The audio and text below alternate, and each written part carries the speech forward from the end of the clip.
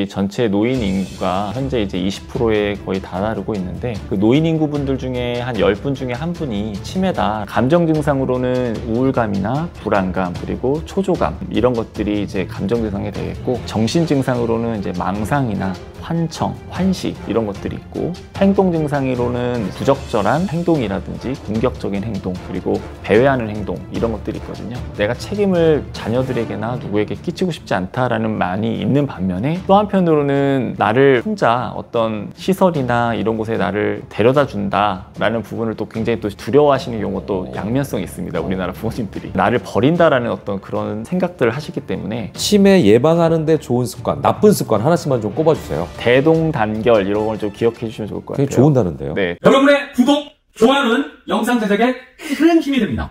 여러분, 사실 요즘 건강도 건강이지만 가계 지출을 신경 안 쓸 수가 없습니다. 병원비에, 약값에, 식비에, 교육비에, 거기다가 통신비까지 만만치 않잖아요. 그래서 저는 최근에 아주 똑똑한 선택을 했습니다. 여러분께 알려드릴까요? 인터넷만 새로 가입해도 최대 48만 원, 휴대폰은 최대 50만 원, 정수기 렌탈은 최대 30만 원까지. 더불어 인터넷 가입과 동시에 전화기는 안 바꾸고 통신사만 바꿔도 최대 30만 원 혜택을 준다니까요. 그리고 추천 이벤트도 있어요. 내가 가입하고 지인을 소개하면 신세계 상품권 4만 원이 중복 지급됩니다. 1명, 2명, 3명 지인 추천도 쌓이게 되면 나에게 고스란히 혜택이 돌아오겠죠? 꿀팁이라서 여러분께 알려드리고 싶은 겁니다. 자세한 내용은 전화 1670-2521로 거셔서 상담하시거나 네이버에 인터넷 비교원 검색하셔서 상담 신청해 주시기 바랍니다. 여러분, 건강도 챙기시고 통신비도 꼭 챙겨가세요. 역시 인터넷 비교원. 안녕하세요. 안녕하세요. 예, 본인 소개 좀 부탁드리겠습니다. 네. 저는 정신건강의학과에서 정신건강의학과 전문의로 일하고 있는 이승훈이라고 합니다. 네, 정신건강의학과 중에서도 이제 분야가 많이 있잖아요. 이 교수님은 주로 어떤 분야를 담당하고 계시죠? 저는 그 노인 정신의학과 치매를 전문으로 좀 보고 있습니다. 치매 관련해서 쭉 환자분들을 보고 계시잖아요. 네. 그래서 오늘은 치매 환자의 어떤 얘기들 뿐만 아니라 그 가족들이 어떻게 치매 환자를 대해야 되는지 여기에 대한 얘기를 좀 듣고 싶어서 교수님을 찾아왔는데요. 먼저 요즘 치매 환자 수가 확실히 많이 늘었는지 이 부분이 좀 궁금해요. 현황이 어때요? 치매 환자분들은 계속 늘고 있고요. 아무래도 이제 고령화 시대에 이제 들어서면서 노인 인구가 늘다 보니까 치매는 노화와 관련돼서 늘어나는 병이거든요. 네. 그러므로 당연히 좀 늘어나고 있는 추세입니다. 구체적으로 뭐 크게 말하면 이제 우리나라 국가에서는 우리 전체 노인 인구가 현재 이제 20%에 거의 다다르고 있는데, 그 노인 인구분들 중에 한 10분 중에 한 분이 치매다라고 이해하시면 쉬울 것 같고요. 그러니까 우리나라에서도 지금 치매 인구가 거의 100만 명 시대에 이제 이르렀다라는 거고, 뭐 저희 병원에서도 제가 주로 보는 분들이 노인 환자분들이니까요. 노인 환자분들 제가 보는 분들의 한 70-80%는 다 치매 환자분들이시다라고 볼 수 있을 것 같습니다. 그러니까 지금 우리나라 인구가 5천만 명을 쳤을 때 그 네. 중에 100만 명이나 치매 환자라고 볼 수 있는 거예요? 네, 맞습니다. 자, 그러면은 내가 뭔가가 이상한 걸 느껴서 보통 혼자 오지는 않으시죠? 가족과 같이 오는 거죠? 네, 보통 보호자분들이랑 같이 오고요. 저희가 보통 환자분들에 대해서 정보를 얻는 것도 중요하지만, 치매나 인지장애가 있으신 분들은 자기 정보를 잘 전달 못 하시는 경우도 많기 때문에 친밀하게 지내시는 보호자분들의 정보를 얻는 게 굉장히 중요하거든요. 그래서 꼭 같이 오시는 걸 또 권장드립니다. 우리가 이제 드라마 보면 암이나 이런 거는 본인이 스스로 왔다가 자기가 진단을 받고 가족에게 숨기기도 하고 뭐 이런 경우들이 나오잖아요. 왜냐면은 네. 큰 상처를 입거나 충격받을까봐. 치매는 이제 그렇게는 될 수 없는 병이래요. 왜냐면 그 환자 자신에게 정보를 전달하는 게 의미가 없겠어요. 일단은 환자분이 인지장애가 의심이 돼서 혼자서 오신 경우도 가끔 있으신데요. 네. 걱정되셔서. 근데 보통은 이제 인지장애가 기억력이 떨어진다거나 방향을 감각을 잘 못 찾으신다거나 이러시니까 실생활에서 문제를 겪으시는 걸 주변에서 보거든요. 그러니까 이제 가족분들이 좀 이상하다 하고 해서 같이 오시는 경우가 꽤 많고요. 혼자서 오시는 경우는 불안하다거나 뭔가 내가 예전보다 많이 좀 떨어지는 느낌을 좀 받는다 요새. 그래서 이제 걱정돼서 오시는데, 그런 경우는 바로 치매로 진단되기보다는 약간 그 전 단계인 뭐 경도인지 장애라든지 주관적 기억 문제 이런 수준 상태로 진단되는 경우가 더 많으시죠. 그 말씀 들어보니까 치매라는 거는 본인은 잘 모르고 주변에서 관심을 가지고, 특히 가족이 관심을 가지고 봐야 찾아낼 수 있는 병이네요. 그렇게 찾는 경우가 좀 더 많다라고 볼 수 있겠습니다. 네. 자, 그러면은 치매 진단을 처음으로 받는 분들 계실 거 아니에요. 그런 그 진단을 내릴 때 교수님의 마음도 굉장히 좀 좋지 않으실 것 같아요. 어떤 마음이 드세요? 사실 치매라는 용어 자체도 한문으로는 굉장히 굉장히 좋지 않은 어리석을 치, 어리석을 매 이렇게 되어 있는데요. 아직도 치매 진단을 받는 것에 굉장히 거부감 느끼시고 어려워하는 분들이 많습니다. 저도 이제 처음 가족분들과 상의를 나누기 전에 가족분이 미리 들어와서 치매라는 말을 하지 말아주세요 라고 미리 말씀하시고 오는 경우도 있고요. 그런 경우는 저희가 조심스럽게 뭐 인지장애다라든지 약간 기억력이 좀 떨어지는 상태다라고 좀 돌려 말씀드리기도 하고요. 또 어떤 분들은 이제 치매라는 진단을 받아들이시는 데 있어서 좀 어려움이 없으신 분인 것 같다라는 부분이 있으면 이제 그때는 말씀을 드리고 이거 빨리 이제 찾으셨기 때문에 앞으로 또 지켜갈 수 있는 시간이 많다라고 이렇게 안심시켜 드리고 진료를 이어가는 경우도 있습니다. 우리가 병이라는 거는 내가 걸렸다라고 진단을 받았을 때는 어떤 병이든 간에 충격이 오잖아요. 치매다라고 진단을 받았다라고 하면 환자는 어떤 반응을 보입니까? 생각보다 많이 뭐 충격을 받고 많이 부정하시고 막 이런 경우도 상상을 하실 수 있을 것 같은데 의외로 많은 분들이 치매다라고 한다면 담담히 받아들이시고 또 가족분들도 그걸 이제 받아들이시면서 잘 해드려야 되겠구나라는 반응을 보이시는 경우도 꽤 많거든요. 네. 그러니까 지금 봤을 때 정말 좀 못 받아들이시는 경우가 10분 중에 그래도 뭐 한두 분 정도 잘 못 받아들이실 수 있지만 나머지 분들은 그래도 담대하게 좀 받아들이시는 경우가 많다 말씀드릴 수 있을 것 같아요. 그게 너무 싫으니까 막 그 자리에서 막 부정하거나 이거 뭐 오진 아니냐 뭐 이런 경우도 있을까요? 뭐 그렇게까지 막 극단적으로 반응하시는 경우는 그렇게 많지는 않고요. 대체로 이렇게 그런 거 받아들이기 좀 힘들어 하시는 분들은 좀 부정을 하시는 것 같아요. 그래서 내 나이 때 되면 다 그런 거지 뭐 이런 식으로 노화 단계, 자연스러운 노화 자연스러운 노화다라고 받아들이시려고 우리가 이거는 어르신 나이 때에 비해서 떨어지는 거를 저희가 측정을 한 거다라고 설명을 드리더라도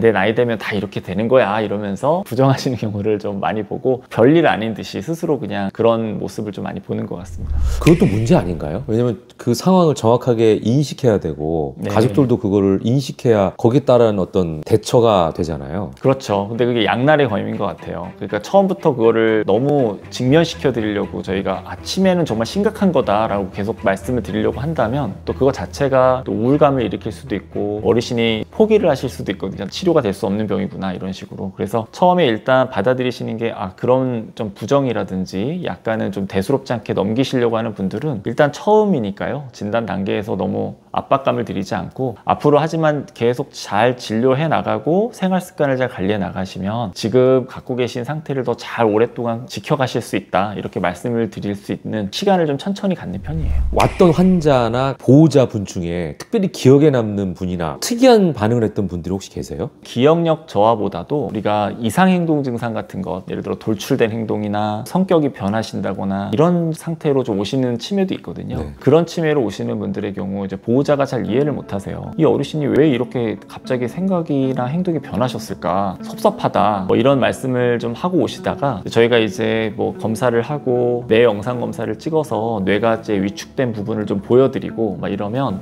이제 어머님이 뇌가 이런 뇌를 가지고 우리를 대하셨기 때문에 이럴 수밖에 없으셨구나. 그렇게 설명을 드리면 이제 이해를 하시고 증상적으로 받아들이시면 내가 그동안 했던 것도 조금 오히려 좀 미안하고 오히려 잘 해드려야 되겠다. 이런 마음을 갖고 계시는 걸로 바뀌시는 경우도 많이 봅니다. 무엇보다도 일단 치매를 인정할 수 있는 그런 마음을 좀 여시는 게 꼭 무엇보다 중요하다 말씀드릴 수 있겠고요. 치매를 받아들이고 인정하게 되면 이제 그 다음부터는 제가 다음으로 치료 과정이라든지 꾸려갈 수 있거든요. 그런 부분에서 치매를 받아들이고 인정할 수 있는 마음이 또 중요할 것 같습니다. 그러네. 부모님께 이렇게 잘해드려야겠네요 라고 교수님께 네네 그런 경우도 있죠. 증상적으로 이해를 하실 수 있는 상태가 되시면 보호자분이나 이런 분들이 훨씬 더 좀 간병하시는 거나 환자분을 대할 때 확실한 어떤 부담이 줄거든요. 부모님이 나를 나쁘게 봐서 나를 이렇게 괴롭히는 건가? 이런 마음을 드셨다가도 이제 어떤 증상적인 면으로 나를 이렇게 대할 수밖에 없구나 라고 이해하시면 예를 들면 폐렴 환자가 기침을 할 수밖에 없잖아요. 폐렴이 있으니까. 그분은 이제 가래도 뱉어야 되고 예를 들면 기침도 해야 되는데 그런 것처럼 어머님은 이제 뇌 상태가 변해서 이런 증상이 나오실 수밖에 없구나라고 이해하시게 되면 그 증상들이 믿게 안 보이는 거죠. 내가 이해할 수 있는 그릇이 넓어지시는 거니까 사실은 이제 치매라는 병의 증상은 간병인이나 보호자분의 태도가 되게 중요해요. 왜냐하면 감정 상태를 받아들이는 힘이 치매 환자분들이 약해지기 때문에 주변 분들의 감정 반응을 굉장히 예민하게 읽거든요. 근데 보호자분이 예민하면 환자분도 예민해지고 서로 이렇게 악화 반응을 겪는 거예요. 근데 보호자분이 그걸 받아들이시고 조금 따뜻하게 다시 돌려주면 그 감정을 그럼 환자분도 더 안심이 되니까 그런 행동 증상이나 감정 변동이 더 줄어들죠. 그럼 서로 선순환이 될 수 있는 그런 과정으로 가는 거죠. 같은 상태의 치매 정도라고 하더라도 그 치매 환자를 돌보는 가족의 반응이 어떠냐에 따라서 시너지가 날 수도 있고 악화될 수도 있고 이렇게 된다는 거네요. 그럼요. 네. 아, 그런 의미에서 부모님이나 가족이 치매 진단을 받으면 치매 환자의 가족이나 또는 보호자 입장에서는 무엇부터 해야 될지가 너무 궁금해지네요. 일단은 굉장히 당황하실 거예요. 처음에 이제 진단을 받고 나면 어떻게 해야 되나. 제일 중요한 게 먼저 치료나 이런 예후이지 않겠습니까? 네. 먼저 일단 치매 전문가 분들과 계속적으로 이제 진료는 계속 이어가셔야 되겠죠. 그래서 그분에게도 충분히 설명을 듣고 치료 과정이 꾸준한 과정임을 좀 이해를 받으시는 게 좋고요. 두 번째는 우리나라는 치매 안심센터라는 것이 각 시군에 있거든요. 굉장히 이제 전 세계적으로도 자랑할 만한 인프라인데요. 치매 안심센터에 가시면 가족들이 교육을 받을 수도 있고 치매 진단을 받은 가족분들끼리 어떤 조호 모임도 있어요. 이제 그런 곳에 가면 또 감정적인 위로라든지 내가 어려운 부분을 어떻게 대처했는지 미리 노하우도 배울 수 있기 때문에 그런 데 꼭 가셔서 연결망을 좀 만들어 놓으시고 치매가 또 진행되시는 과정이고 퇴행하는 과정이기 때문에 어느 일정 이상 되면 결국은 간병이 점점 부담이 될 수밖에 없거든요. 그런 거를 미리 좀 생각을 하셔가지고 자녀분들끼리 공동 간병을 구상을 하시거나 나중을 위해서 아니면 공동의 어떤 간병이 아니라 어떤 공공 간병도 있거든요. 장교양 서비스라든지 이런 것도 미리 생각을 해 놓으셔서 미리 대처를 해 놓으시면 이어나가시는데 큰 도움을 받을 수 있다 말씀드릴 수 있겠습니다. 전문가 입장에서 봤을 때 분리돼서 가족의 도움 없이 치매를 치료하는 거하고 가족이 관여해서 치료하는 거하고 혹시 차이가 있을까요? 일단은 이제 부모님들 치매를 두려워하는 가장 중요한 원인이 좀 서양과 좀 다른 이유가 우리는 이제 아무래도 유교적인 관습이 있다 보니까 누구에게 폐를 끼치는 걸 되게 싫어해요. 예. 그래서 부모님 입장에서는 가족에게 짐이 되는 게 너무 싫어서 치매를 두려워하거든요. 그에 반면에 이제 서양은 자율성을 잃는 것, 그러니까 내가 혼자서 뭘 못한다는 거에 대한 두려움이 크거든요. 그런 게 좀 차이가 있는데 그런 부분을 내가 책임을 자녀들에게나 누구에게 끼치고 싶지 않다라는 많이 있는 반면에 또 한편으로는 나를 혼자 어떤 시설이나 이런 곳에 나를 데려다 준다라는 부분을 또 굉장히 또 두려워하시는 경우가 또 양면성이 있습니다. 우리나라 부모님들이 나를 버린다라는 어떤 그런 생각들을 하시기 때문에 지금은 조금 많이 내려놓고는 있지만 그런 부분을 좀 더 고려를 다 하셔야 될 것 같고요. 그래서 처음 이제 치매 초기라든지 치매 중기 전반부까지는 그래도 간병을 하시고 가족분들과 지내시는데 크게 어려움 없고 잘 지내시거든요. 그러니까 그때까지는 가족분들과 또 접촉하고 친밀한 가정을 경험하시는 것이 당연히 이제 치매를 지켜가는데 당연히 도움이 많이 될 거고요. 근데 치매가 중기 이후로 진행이 되시게 되고 이제 후기 단계로 가게 되면 이제 간병 자체가 누워 계시는 시간도 많고 대소변에 대한 어려움이라든지 이런 것들이 계속 옆에 누가 간병인이 없으면 어려운 상태로 갈 수 있기 때문에 그럴 때는 이제 가족분들도 경제 생활을 하셔야 되고 자기 생활을 하셔야 되는데 24시간 지켜드릴 수는 없잖아요. 그럴 때는 오히려 어떤 공공의 간병 시설이라든지 어떤 요양시설에 입소해서 안정적인 환경에서 또 간병을 받으시는 것이 오히려 환자분이나 가족분들에게 모두 다 도움이 될 수 있는 환경일 수도 있다 이렇게 말씀드릴 수 있겠습니다. 네, 굉장히 체계적으로 돼 있네요. 자, 그럼 이제 지금부터는요 가족의 입장에서 치매 환자 이렇게 대처하세요 라는 부분에 대해서 좀 조언을 주시면 좋을 것 같은데요. 자, 먼저 증상들은 어떤 것들이 있는지 이해하는 게 좋을 것 같아요. 일단 정신행동 증상은 크게 두 가지로는 정신감정 증상과 행동 증상으로 있어요. 감정 증상으로는 우울감이나 불안감 그리고 초조감 이런 것들이 이제 감정 증상이 되겠고 정신 증상으로는 이제 망상이나 환청, 환시 이런 것들이 있고 행동 증상으로는 부적절한 행동이라든지 공격적인 행동 그리고 배회하는 행동 이런 것들이 있거든요. 그런 세 가지 분류로 나눠봤을 때 이런 것들은 이제 다 괴로운 증상이 될 수 있고 증상을 악화시킬 뿐만 아니라 보호자의 간병 부담도 늘리는 그런 증상이라고 할 수 있겠습니다. 그런 증상을 보일 때 가족은 그럼 어떻게 대처하죠? 굉장히 당황스럽잖아요. 당황스럽죠. 예. 근데 일단은 이제 그게 증상 자체가 처음 이제 맞닥뜨렸을 때 나를 어떤 공격하는 증상이라거나 나를 싫어해서 미워해서 나타나는 증상이 아니다라는 것을 먼저 받아들이시고 이분이 일단 치매 환자분이라는 부분보다 증상적인 면이 나타나는 거니까 증상으로 일단 받아들이시면서 이게 뇌의 어떤 변화 때문에 나타나는 거고 또한 어떤 주변의 환경의 영향을 받는 거다라는 걸 받아들이시면서 대처하시면 좋고요. 워낙 증상마다 또 대처 방법들이 좀 다양하거든요. 근데 대원칙은 네. 환자분의 증상들이 나타나셨을 때 무시하거나 명령하거나 나이에 맞지 않게 하대하시는 그런 모습을 절대 보이시면 안 되고 그 나이에 맞는 존중하는 태도로 항상 대하셔야 된다. 그런 부분을 먼저 말씀드리고 싶습니다. 왜냐하면 이제 치매 증상 자체는 맥락을 이해하는 힘은 떨어져요. 그러니까 어떤 말에 대한 내용을 파악하시는 거는 점점 떨어지지만 그 사람의 감정이나 나를 존중해 주는지에 대한 감정적인 기능은 오랫동안 남아 있거든요. 그러니까 그분이 나를 무시하는 비언어적인 표현을 한다면 그거는 즉각 받아들이실 수 있기 때문에 더 안 좋은 감정이 계속 쌓이게 되는 거죠. 감정 증상에서는 제일 흔한 증상은 무감동증이라고 하는 게 있고요. 그 다음에 우울증 그리고 불안증 이렇게 크게 좀 볼 수 있어요. 근데 무감동증은 말 그대로 의욕 없이 그냥 모든 자극에도 반응을 좀 보이지 않고 처져 계시는 거거든요. 이런 증상이 좀 가장 흔한데 이럴 때는 대체로 이제 규칙적인 생활 패턴을 만들어 드리는 게 좋습니다. 그래서 일정한 시간에 산책하고 일정한 시간에 식사를 하고 일정한 시간에는 어디서 사람들과 같이 어울리는 활동을 갖는 시간을 만들어 드려서 그 시간은 이렇게 하는 겁니다 라고 자연스럽게 습관화되게 해드리는 게 중요하고요. 우울, 불안도 사실은 가만히 집에 있을 때 그런 게 더 증상이 올라오기 때문에 당연히 외부 활동이라든지 이런 게 섞여지면 당연히 우울감도 줄고 더 활동을 하실 수 있겠죠. 그런 면에서는 그런 규칙적인 활동, 생활 습관을 만드는 게 중요하다 이런 거 말씀드릴 수 있겠고, 그 다음에 이제 정신 증상으로는 이제 망상이라든지 환시, 환청 같은 게 있다 그랬잖아요. 이런 증상은 사실 굉장히 좀 다루기가 보호자분 입장에선 전문가가 아니니까 힘들 수가 있어요. 근데 대원칙을 말씀드리면 망상이 증상이 있으면 제일 흔한 게 도둑망상이거든요. 누가 내 물건을 가져갔다. 물건이 없어지면 그거를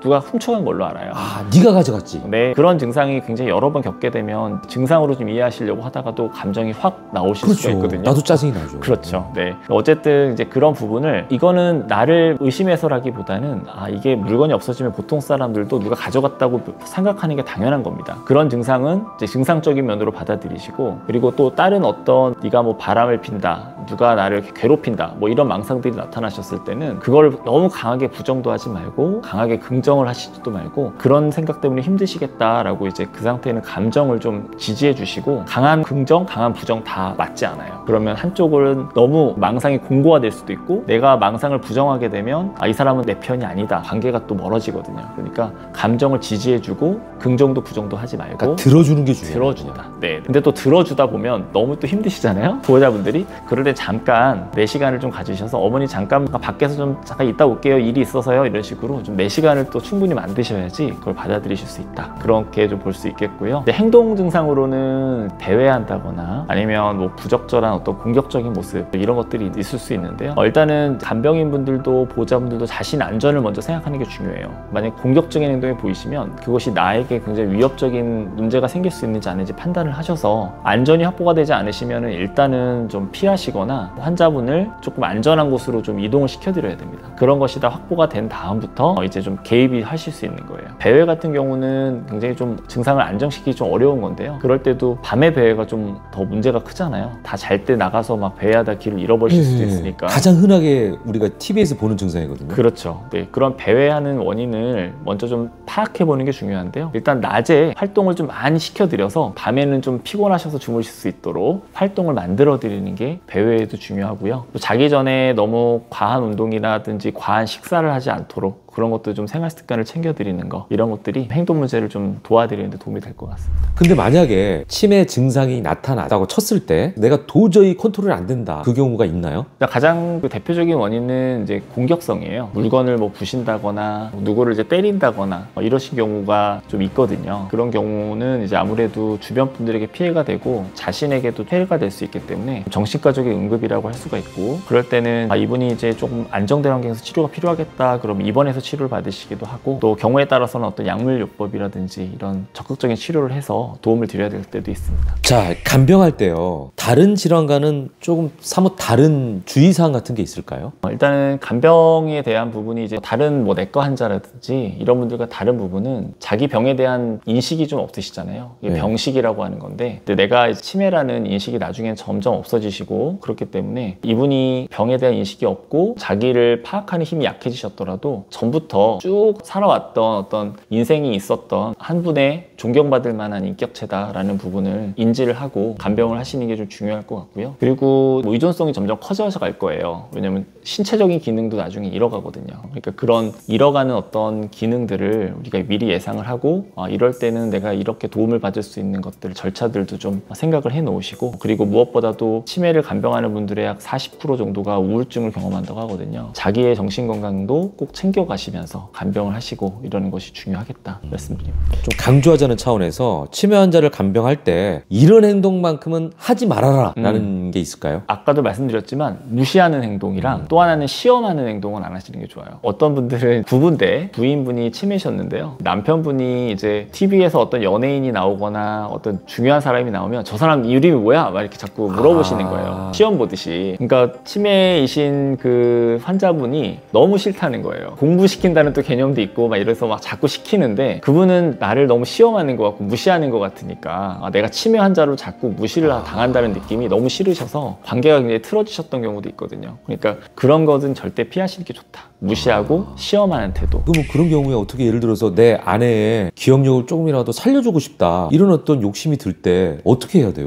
제일 좋은 거는 일단 신체 활동을 같이 하시는 게 되게 중요하거든요. 그래서 같이 걸어주세요. 같이 30분이라도 산보를 같이 나가서 같은 시간 이렇게 이야기 나누시면서 걸어주시는 거, 고민도 들어주고 같이 이야기 나누고, 이게 사실은 할 수 있는 가장 또 좋은 활동 중에 하나라고 볼 수 있고요. 그리고 그분에 대한 어떤 지지적인 감정을 표현해 주시는 거, 이런 것들이 아주 중요하다고 볼 수 있겠습니다. 무슨 뭐 퍼즐도 하고 뭐 고스톱 치라고 그러고 그다음에 이제 우리끼리 같이 하면 이제 만약에 아내가 그렇다고 하면 우리 구구단 게임 같은 거 해볼까? 막 이런 거는 그러면 안 좋은 건가요? 그거는 좋은 거죠. 인지중재 프로그램이라는 것도 이제 우리가 보통 하거든요. 뇌도 근육과 비슷해서 자꾸 다양한 인지 기능을 쓰는 것이 뇌 기능이 퇴화되지 않는 데 중요해요. 근데 그걸 시험하듯이 하는 게 아니라 같이 뭐 놀이하듯이 아니면 같이 참여해서 이 시간은 당신과 나랑 뭘 하는 시간으로 만들어 놓고 자연스럽게 그걸로 이끄시면 전혀 문제가 없죠. 더 좋고요. 자, 그러면 이제 전체적으로 병원과 집 과 이게 연계돼 가지고 치매 치료 과정이 좀 이루어질 것 같은데, 구체적으로 치매 진단 받은 이후에 치료 과정은 어떻게 이루어져요, 보통? 치매 진단을 받으시게 되면요, 치료 과정은 약물적인 치료가 있고 또 비약물적인 치료가 있겠죠. 약물적인 치료로는 이제 저희와 상담을 하고 처방을, 뇌 인지 기능이 저하되는 속도를 늦추는 주로 약물을 쓰게 됩니다. 근데 완전히 멈출 수는 없기 때문에 어느 정도 진행하는 건 피할 수 없고요. 또 비약물적인 치료로는 저희가 인지중재 프로그램을 일정 회기를 계속 진행하는 것도 있고요. 그리고 음악 치료나 미술 치료를 병행할 때도 있고요. 또 여러 대사증후군 관리라든지, 그리고 사람들과 같이 인지 활동을 함께 할 수 있는 그런 기회를 많이 만들어드리는 치료를 하면서 경과 관찰을 합니다. 환자 가족 입장에서는 치매도 왜 암처럼 뭐 단계가 있을 거 아니에요. 암도 뭐 1기, 2기, 3기, 4기 있듯이. 그러면 1기 암이다 그러면은 그래, 이거 수술 받으면 완치가 돼, 관리를 하면은 나아, 이런 거 어떤 희망이 있어야 이게 하게 되는데, 치매는 그런 게 없나요? 예를 들면 치매 안심센터라든지 집에서 좀 의심이 돼서 병원에 오시면 치매라고 진단을 받더라도 한 10분 중에 한 분 정도는 이제 가역적인 치매가 있으실 수 있어요. 뇌에 물이 차는 수두증이라든지 뭐 빈혈이나 어떤 다른 대사 질환들 뭐 이런 것들이 있으신 분들은 그 원인 질환을 치료하면은 다시 원래 상태로 회복되시는 경우가 있거든요. 그 원인을 또 찾기 위해서라도 병원에 빨리 오셔서 진단을 받으시는 게 중요하겠고요. 그리고 또 이제 치매 전 단계인 또 경도인지장애라는 단계가 있는데, 또 경도인지장애 단계라는 것은 자기 일상생활을 혼자서 다 그래도 독립적으로 하는 상태를 말하거든요. 근데 이 경도인지장애 상태에서는 그래도 한 절반 정도는 다시 원래대로 또 돌아가는 경우도 있습니다. 그러니까 초기에 찾으면 또 돌아갈 수 있는 단계들의 기회가 좀 분명히 있다. 근데 우리가 흔히 말하는 근데 노인성 치매, 알츠하이머병으로 확인된 치매 같은 경우는 아직까지는 안타깝게도 계속 진행하는 퇴행성 질환이다라고 이해하시고 관리해가는 것이 최선이다, 이렇게 이해하시면 될 것 같아요. 사람마다 다르겠지만 네. 치매 치료하는데 드는 비용은 어느 정도나 되나요? 치매 치료 비용은 사실 우리나라에서는 다 보험이 되기 때문에요. 상담받고 약을 처방받으시고 이러는 거에는 많은 돈이 들진 않아요. 몇만 원 수준에서 보통 다 해결이 좀 가능한데요. 보통 중간중간 찍게 되는 어떤 MRI라든지, 그리고 또 병의 원인을 또 찾기 위한 PET 검사라는 게 있는데, 그런 것들을 찍게 되면 그게 비급여이기 때문에 비용이 좀 나올 수 있습니다. 그리고 이제 최근에 도입되기 시작하고 있는 항아밀로이드 치료제가 있거든요. 그게 이제 올해부터는 조금씩 쓰이기 시작할 텐데요. 그 쓰이는 그 주사 주사제 같은 경우는 1년에 이제 몇 천만 원씩 들 수도 있는 그런 치료법이기 때문에 그런 경우는 치료를 상담을 받으실 때 좀 가격에 좀 놀라실 수도 있을 것 같습니다. 그러니까 이게 최근에 나왔다는 거는 그만큼 치매와 관련해서 가장 발전된 치료 방법이라고 볼 수 있는 거예요? 그만큼 효과도 있고? 가장 발전되었다라고 하기보다는요, 그 전의 치료는 치매의 원인을 치료하는 방법이 아니었고요, 치매의 증상을 늦추는 치료였거든요. 지금 나온 이 항아밀로이드는 치매의 원인이 베타아밀로이드라는 나쁜 단백질이 쌓여서 그것이 타우 단백질이라든지 이런 염증이라든지 이런 걸 일으키면서 알츠하이머 치매가 되는 건데요, 그 전 단계 아밀로이드가 쌓이는 걸 제거해 줍니다. 그래서 이제 질병 치료제라는 이름으로 시판이 될 거고요. 이 시판이 된 이 주사제는 다만 이걸 맞았다고 해서 그럼 병이 진행이 안 되느냐, 그건 또 아쉽게도 아니고, 역시나 이것도 진행 속도를 한 30-40% 늦추는데 그 치료 효과가 있기 때문에 그런 부분을 좀 이해하시고 바라보시면 될 것 같습니다. 그래도 이 방송 보시는 분들 중에 내가 좀 치매가 걱정된다 하는 분들을 위해서 치매 예방하는 데 좋은 습관, 나쁜 습관 하나씩만 좀 꼽아주세요. 제가 좀 만든 말이긴 한데요, 대동단결 이런 걸 좀 기억해 주시면 좋을 것 같아요. 되게 좋은 단어인데요. 네, 대동단결. 대는 대사증후군을 관리하는 거. 동은 이제 동작 운동을 많이 하시더라. 그래서 걷기라든지 유산소 운동을 많이 하시면 당연히 도움이 되고요. 그리고 단은 단주, 단연. 그래서 술, 담배를 끊으시는 거. 그리고 결은 결합이잖아요. 사람들과 결합된, 연결된 활동들 많이 하시라고. 그래서 대동단결 이렇게 좀 기억하셔서 생활 습관을 좀 하시면 많이 도움이 될 것 같습니다. 자, 마지막으로 치매 걱정하시는 분들께 한 말씀 해주세요. 네, 치매라는 게 사실 50대 이후로는 가장 두려워하는 질병이고 이제 암보다도 두려워하는 질병인데요. 이제 가장 큰 이유가 나를 잃어가고 내 정체성을 잃어가는 병이다라고 해서 많이 두려워하시는 것 같습니다. 하지만 치매도 초기에 발견하고 빨리 진단을 받으시고 하면 충분히 막을 수도 있고 진행을 충분히 늦추셔서 건강하게 관리해 갈 수 있는 병이다라는 생각으로 좀 이해를 하시고 바라보신다면 치매를 너무 두려워하지 않고 극복하시는 데 큰 도움이 될 것 같고요. 또 무엇보다도 이제 치매 환자분들, 어르신들을 이제 돌보고 있는 이제 보호자나 간병인 분들도 우리나라에 지금 이제 많이 도움을 좀 받을 수 있는 여러 인프라가 잘 갖춰져 있거든요. 이제 그런 부분을 잘 활용하셔서 혼자서만 너무 껴안지 마시고 연결돼서 같이 간병할 수 있는 그런 환경도 만드시고 자기 건강과 마음도 좀 관리하시는 그런 마음을 좀 가지시면 좋겠습니다. 네. 오늘 말씀 들어보니까 치매를 진단하고 치료하는 의사 선생님, 그다음에 치매 환자 본인, 가족 모두가 대동단결하면 치매도 어느 정도는 극복할 수 있다는 생각이 듭니다. 귀한 시간 내주셔서 너무 고맙습니다. 네, 감사합니다.